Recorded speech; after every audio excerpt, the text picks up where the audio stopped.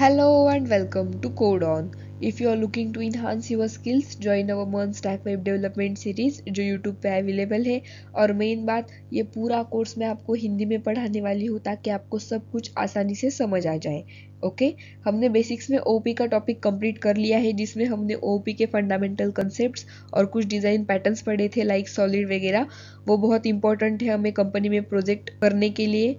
जो प्रोजेक्ट्स है हमारे कंपनी में वो सारे सॉलिड, ड्राई, इन डिज़ाइन पैटर्न्स पे ही चलते हैं, इसलिए ये डिज़ाइन पैटर्न्स बहुत इंपॉर्टेंट है। अगर आपने वो वीडियो मिस कर दिया है तो जाके वो वीडियो देख लीजिएगा। इस वीडियो का टॉपिक है हमारा इंट्रोडक्शन टू डाटा स्ट्रक्चर। इस वीडियो से हम डेटा स्ट्रक्चर चालू करने वाले हैं। इस वीडियो का ओवरव्यू कुछ ऐसा होगा। इस वीडियो में हम देखेंगे व्हाट इज डेटा स्ट्रक्चर क्या होता है, इंपॉर्टेंस ऑफ डेटा स्ट्रक्चर क्यों इंपॉर्टेंट है, then categories of data structure की कुछ मेन कैटेगरीज देखेंगे हम, जैसे primitive, non primitive, then linear data structure and non linear data structure. तो इस पूरे वीडियो में पूरा जो हमारा डेटा स्ट्रक्चर का टॉपिक है, उस पूरे डेटा स्ट्रक्चर के टॉपिक में हम linear data structure and non linear data structure पे सबसे ज़्यादा फोकस करने वाले हैं। Okay, so stay tuned. अभी व्हाट इज डेटा स्ट्रक्चर क्या होता है? देखिए, data structure is a way of organising, storing and manipulating data in computer program और अ सिस्टम। डेटा स्ट्रक्चर एक तरीका है जिससे हम डाटा ऑर्गेनाइज कर सकते हैं, डाटा स्टोर कर सकते हैं एंड डाटा मैनिपुलेट भी कर सकते हैं। डाटाबेसेस के जो है वो दो टाइप्स होते हैं, जैसे कि RDB based databases and non RDB based databases. Market में आरडीबी बेस्ड डाटाबेसेस को पॉपुलर माना जाता है।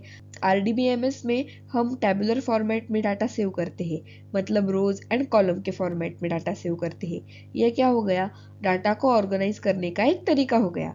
ओके, अब टेबल्स के बीच में रिलेशंस होते हैं, जैसे parent table, child table. RDBMS databases के अंदर जो रिलेशन क्रिएट होते हैं उसे हम कहते हैं प्राइमरी फॉरेन कीज।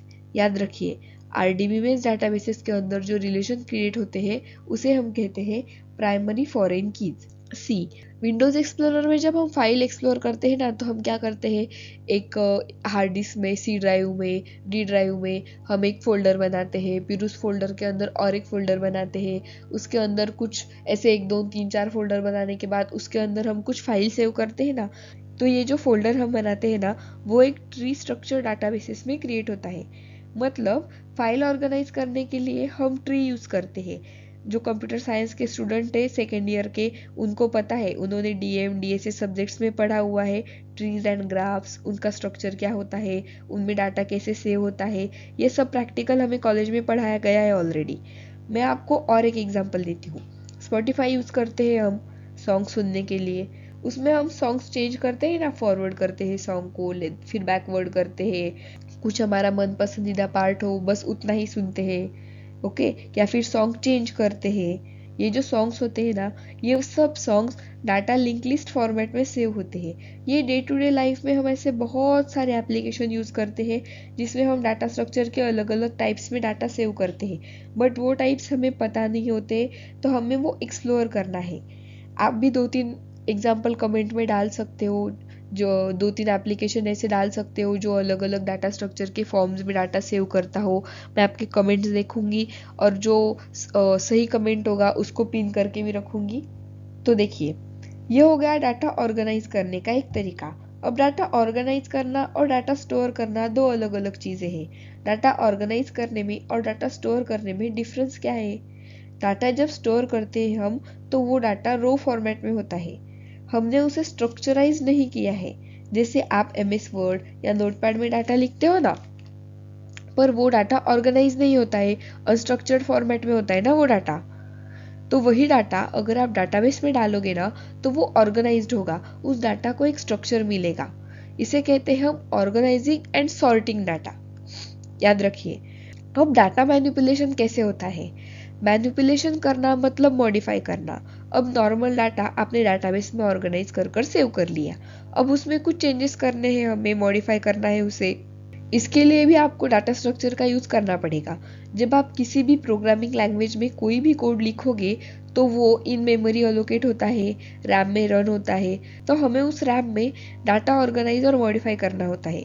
अगर आपको रैम में डाटा ऑर्गेनाइज करके मेमोरी में उसे प्रोसेस करना है तो उसमें भी डाटा स्ट्रक्चर यूज होता है। फॉर एग्जाम्पल, आप किसी XYZ कंपनी में HR डिपार्टमेंट में वर्क कर रहे हो।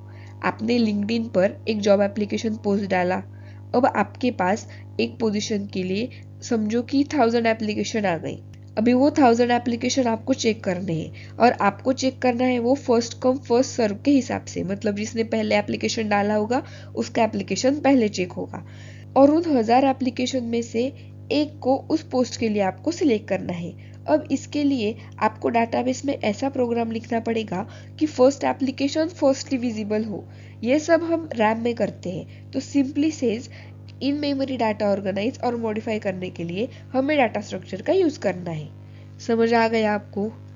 देखिए, नेक्स्ट हम देखेंगे इम्पोर्टेंस ऑफ डाटा स्ट्रक्चर। अभी डाटा स्ट्रक्चर की इम्पोर्टेंस क्या क्या है? Data structure are fundamental building blocks use in computer programming and software development to store, organise and process data. Data structure एक फंडामेंटल बिल्डिंग ब्लॉक है programming and software development का, जो data store करने में, data organise करने में and data process करने में हेल्प करता है।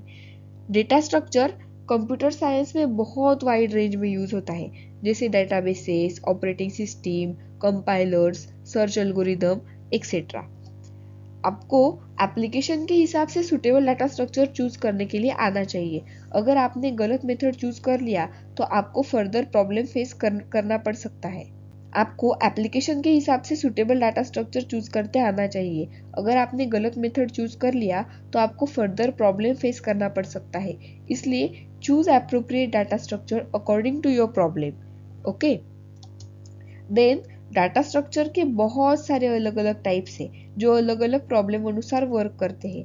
Different type of data structure और उनके जो कैरेक्टरिस्टिक को समझना बहुत इंपॉर्टेंट है एक हाई परफॉर्मेंस सॉफ्टवेयर सिस्टम बनाने के लिए।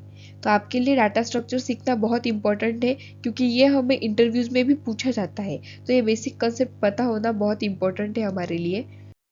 देन हम देखेंगे categories of data structure. Data structure की कैटेगरीज कौन से हैं? तो डाटा स्ट्रक्चर की दो मेन कैटेगरीज है, primitive and non primitive data structure. See यहाँ पे लिखा है primitive data structures and non primitive data structures. See, इन प्रिमिटिव डाटा स्ट्रक्चर में तीन चीजें हैं, numbers, floating point numbers and characters. Okay, तो फर्स्ट है नंबर्स। न्यूमेरिकल डाटाबेसेस जिसमें हम होल नंबर स्टोर करते हैं। न्यूमेरिकल डाटाबेसेस में हम क्या करते हैं? होल नंबर स्टोर करते हैं। जो होल नंबर्स होते हैं ना हमारे 0 1 2 3 4, वो सब हम न्यूमेरिकल डाटाबेसेस में सेव करते हैं। अगर रैम के अंदर हमें कुछ भी सॉल्व करना है तो वेरिएबल यूज करते हैं हम। तो वेरिएबल हमारा प्लेस होल्डर होता है। तो वेरिएबल होता है character. Okay, character alpha numeric होते हैं। कैरेक्टर में अल्फाबेट भी आ सकते हैं एंड नंबर्स भी आ सकते हैं। समझ आ गया? देन है फ्लोटिंग पॉइंट नंबर। तो फ्लोटिंग पॉइंट नंबर्स क्या है? फ्लोटिंग पॉइंट नंबर्स फ्रैक्शंस होते हैं। फ्रैक्शंस लाइक 5.5, 8.2, ये जो ऐसे वैल्यूज होती है ना हमारे पॉइंट में, इसे हम फ्रैक्शन नंबर कहते हैं। वो सब हम फ्लोटिंग पॉइंट नंबर्स में लिख सकते हैं। ये है प्रिमिटिव डाटा स्ट्रक्चर। ये पूरा प्रिमिटिव डाटा स्ट्रक्चर जो है ये बेसिक डाटा स्ट्रक्चर है। ओके, हमें नॉन प्रिमिटिव डाटा स्ट्रक्चर पे ज़्यादा फोकस करना है जिसमें आता है linear and non linear. Non primitive data structure के भी दो टाइप्स हैं, linear data structure and non linear data structure. Linear मतलब एक सर्टन वे, जिस डाटा स्ट्रक्चर का एक सर्टन वे होता है ना काम करने का, उसे हम बोलते हैं linear data structure. And non linear data structure जो है, तो नॉन लीनियर डाटा स्ट्रक्चर मतलब जिसका परफॉर्म करने का कोई वे नहीं है, जिस डाटा स्ट्रक्चर का परफॉर्मेंस का कोई सर्टन वे नहीं होता है, वो होता है नॉन लीनियर डाटा स्ट्रक्चर। हमें mainly linear data structure and non linear data structure पे ही फोकस करना है। इस पे मैं अलग से वीडियो बनाने वाली हूँ आगे। यहाँ पे मैंने कुछ डेफिनेशंस दी है प्रिमिटिव डाटा स्ट्रक्चर की, जैसे मैंने आपको अभी समझाया। Primitive data structure, these are the most basic data structures in programming languages and include simple data type such as integers, floating point and boolean। तो boolean क्या होता है? boolean means true or false। true और false को हम boolean बोलते हैं। boolean and characters। Okay, then non primitive data structure. Non primitive data structure में आता है linear data structure and non linear data structure. Linear मतलब top to bottom and sequential, मतलब one by one. Linear data structure, these are data structure where data element are arranged sequentially or linearly। देखिए ये word important है, sequentially or linearly, with each element having a unique predecessor and successor। Examples include arrays, linked list, stack and queues। Linear मतलब top to bottom and sequential मतलब one by one, like 1 2 3 4। हर एक element को एक unique predecessor and successor होता है linear data structure में। Then है non linear data structure. These are data structures where the data elements are not arranged sequentially and each element may have multiple predecessor and successor। Example include tree, graphs and heaps। अभी हमने देखा non linear data structure में कुछ exact ऐसा उसका कुछ sequence नहीं होता है, ये non arrange sequentially data structure है एंड इसमें मल्टीपल प्रेडेसेसर एंड मल्टीपल सक्सेसर भी हो सकते हैं, जिसके एग्जांपल्स है ट्रीज, ग्राफ्स एंड हीप्स। या मैं आपको अभी अगले वीडियो में डिटेल में पढ़ाऊंगी।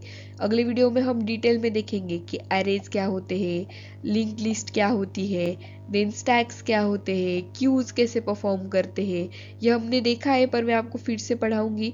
देन हम देखेंगे ये ट्रीज ग्राफ तो हमने सेकेंड ईयर में पढ़ा है, ये बहुत ईजी टॉपिक है ट्रीज एंड ग्राफ्स का, लेकिन ये भी मैं आपको डिटेल में बताऊंगी। और हीप्स क्या होते हैं, max maximum heap, minimum heap sorting, वो भी हम देखेंगे। Okay, that's it for this video। If you find this video helpful, then like, comment and share to your friends and subscribe more for such videos। Thanks for watching।